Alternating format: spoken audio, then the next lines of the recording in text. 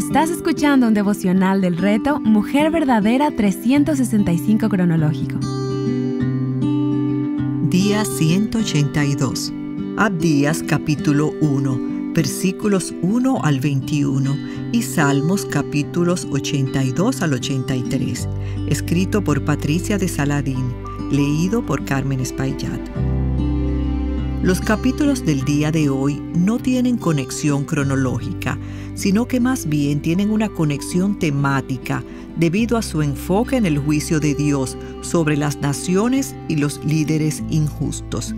En Abdías se profetiza el juicio de Edom por su arrogancia y violencia contra Israel, mientras que en Salmos 82 se presenta un juicio divino sobre los dioses y jueces injustos de las naciones. Por otro lado, Salmos 83 presenta una oración por la destrucción de los enemigos de Israel, que incluyen a naciones como Edom, Moab y Amón, entre otras. Esta oración refleja la preocupación de Israel por la seguridad nacional y su deseo de que Dios intervenga contra aquellos que buscan su destrucción. Abdías. Estos 21 versículos, que forman el libro más corto del Antiguo Testamento, contienen lecciones para el pueblo de Israel y también para nosotras en el día de hoy. La Biblia no habla nada más sobre su autor, el profeta Abdías, pero sí sabemos quién es Edom. Edom se refiere a los descendientes de Esaú, hijo de Isaac y hermano de Jacob. Tanto Israel como Edom provienen de Jacob y Esaú. Había una relación de sangre entre ellos, y por la historia en Génesis sabemos que hubo enemistad entre estos hermanos mellizos desde el vientre. Aunque luego que Jacob regresó a la tierra de Canaán y ellos se reconciliaron, la simiente de la enemistad quedó sembrada en el corazón de sus descendientes. Dios escogió soberanamente bendecir a Jacob. El mayor servirá al menor, tal como está escrito: a Jacob amé, pero a Esaú aborrecí. Romanos 9:13. Me llaman la atención varias cosas de esta profecía contra Edom. Primero, el libro comienza diciendo: así dice el Señor Dios acerca de Edom, versículo 1, dejando claro que Dios gobierna en el mundo y a las naciones como a Él le place. Este mundo no está fuera de control. Nuestro Dios está sentado en su trono, y lo que vemos con nuestros ojos es su obrar, llevando a cabo su historia. Es su plan soberano. Dios enaltece a unos y a otros humilla. Segundo, Dios toma en cuenta el agravio que se hace a su pueblo. Los edomitas se aliaron con los enemigos de Israel en su ataque y destrucción. Por eso Dios convoca a todos los ejércitos para atacar a Edom. Siempre es dolorosa la oposición, la enemistad y el ataque de otros, pero cuando viene de personas que deberían tenderte una mano amiga, es más triste aún. Estas ofensas penetran hasta lo más íntimo. Dice Proverbios 18:19 que las contiendas de hermanos son como cerrojos de alcázar. Porque no es un enemigo el que me reprocha, si así fuera podría soportarlo, sino tú, que eres mi igual, mi compañero, mi amigo íntimo. Salmos 55, 12 y 13. El Señor, a través de Abdías, enumera una lista en los versículos del 10 al 14 de cosas que Edom no debió haber hecho contra Israel. Podríamos resumirlas en que no tuvo compasión de Israel, se unió a sus enemigos y se alegró de su calamidad. La profecía nos da esta sentencia de parte del Señor: por la violencia contra tu hermano Jacob, te cubrirá la vergüenza y serás cortado para siempre. Versículo 10. Como tú has hecho, te será hecho. Tus acciones recaerán sobre tu cabeza. Versículo 15. El Nuevo Testamento lo dice de esta manera: porque con el juicio con que ustedes juzguen serán juzgados, y con la medida con que midan se les medirá. Mateo 7:2.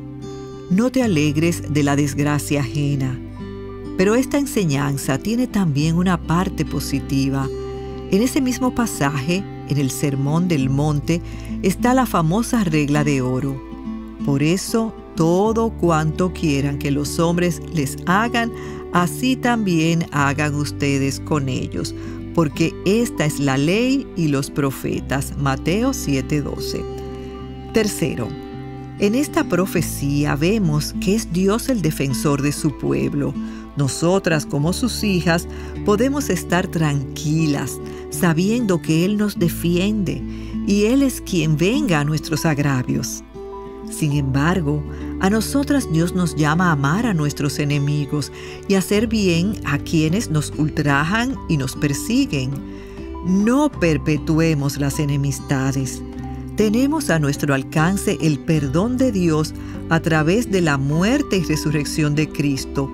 Y si hemos recibido la gracia del perdón nosotras mismas, debemos perdonar y pedir perdón todas las veces que sea necesario. En cuanto dependa de nosotros, debemos vivir en paz con todos los hombres. Cuarto, otra lección importante es que Dios aborrece el orgullo. Esa fue la raíz del pecado de Edom contra Israel. La soberbia de tu corazón te ha engañado. Versículo 3. El orgullo es engañoso.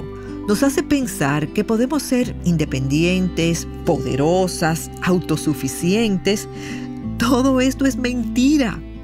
La realidad es que Dios odia el orgullo.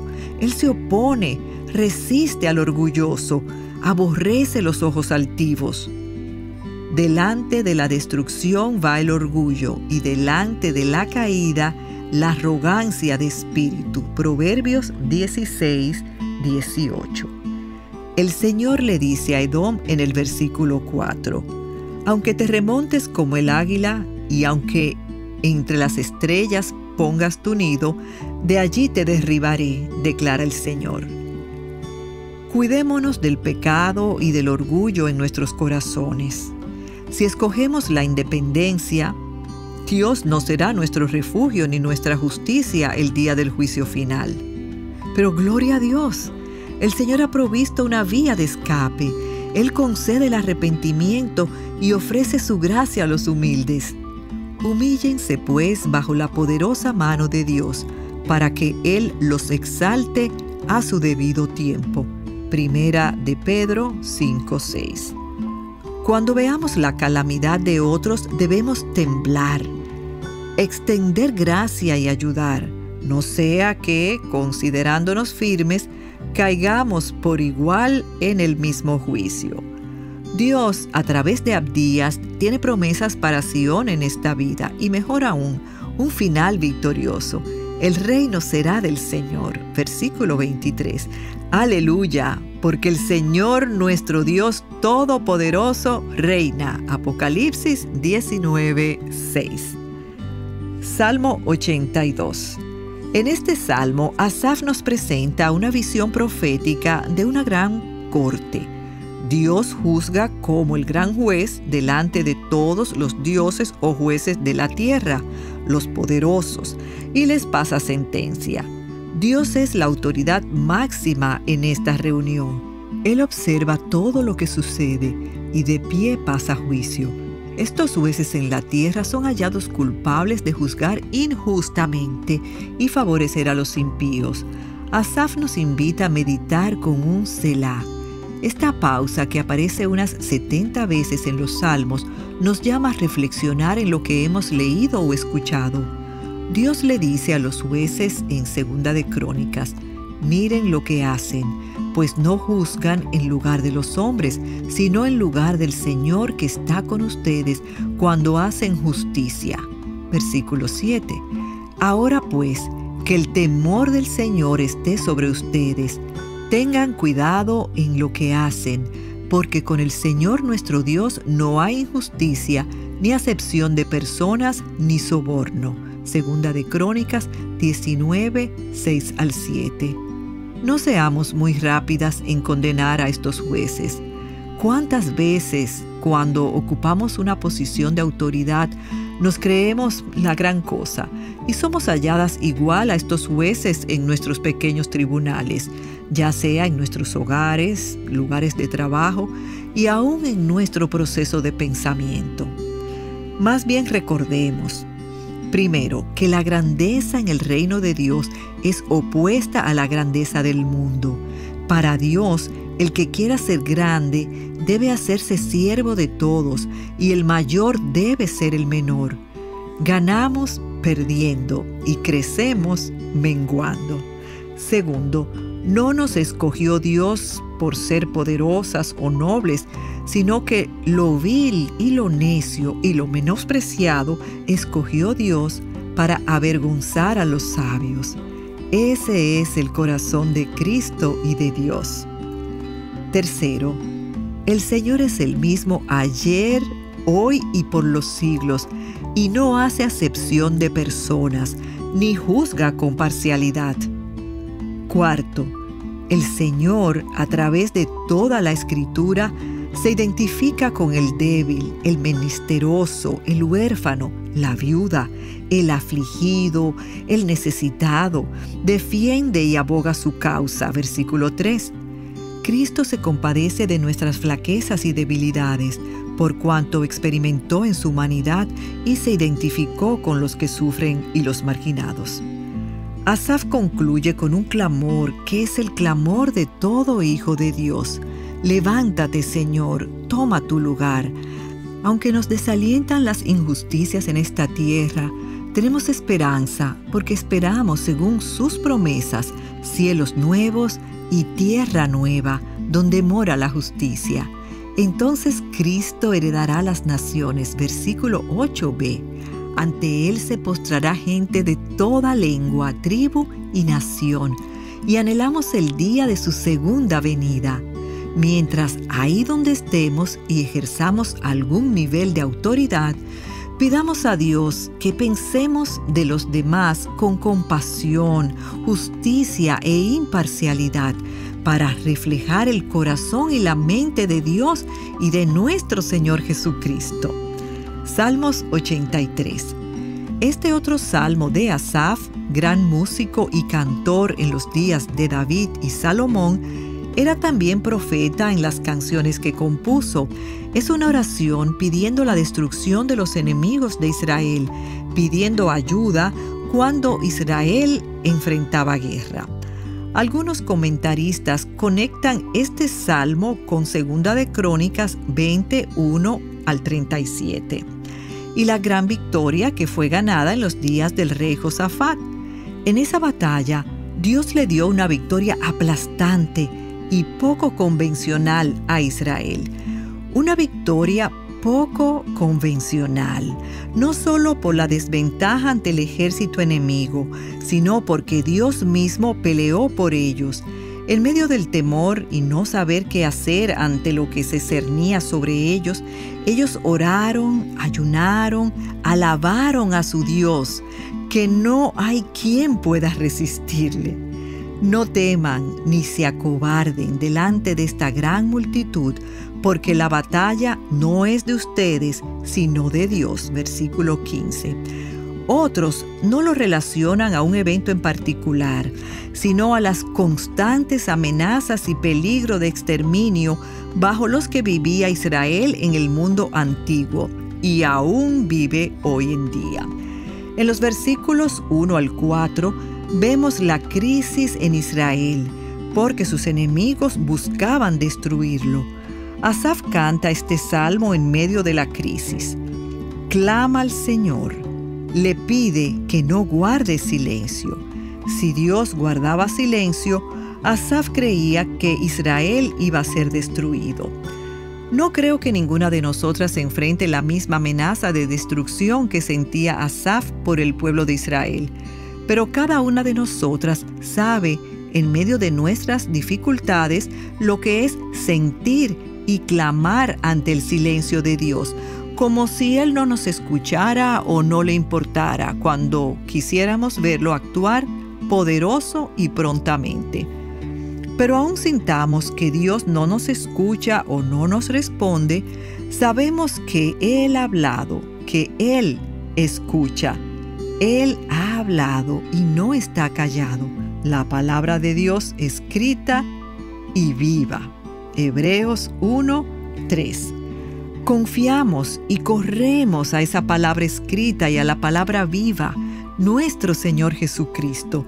Asaf le argumenta a Dios y aboga por Israel, recordándole al Señor: son tu pueblo, son tus protegidos. Quieren destruirlos hasta que no haya memoria de ellos. Versículos 3 y 4. Se menciona en los versículos del 5 al 8 una alianza, una confederación de 10 naciones en su contra.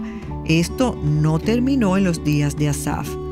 La verdad es que no ha habido un pueblo tan perseguido a través de la historia como Israel. Quieren eliminarlo. Aún así, ellos prosperan.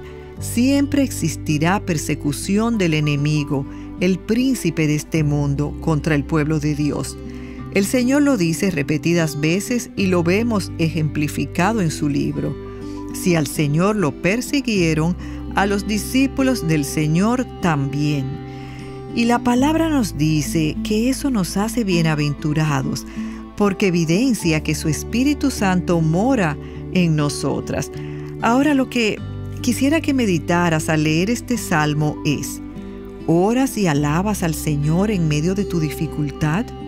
Muchas veces sentimos que no tenemos fuerzas contra la gran aflicción que estamos enfrentando, pero recuerda, confía en el Señor y estarás segura. La batalla es del Señor. Recuerda que queremos buscar su nombre y termino con las mismas palabras del salmista: que todos sepan que solo tú te llamas el Señor. Eres el Altísimo sobre toda la tierra. Versículo 18. Para meditar, ¿tienes tú como creyente alguna enemistad en tu familia que se ha prolongado por años? Cuando ves a tu prójimo caer y ser atacado, ¿te unes a quienes se le oponen o tratas de mediar y ser pacificadora? ¿Le entregas a Dios los agravios hechos contra ti para que te defienda o tomas tú misma represalias? Para más contenido como este, visita avivanuestroscorazones.com.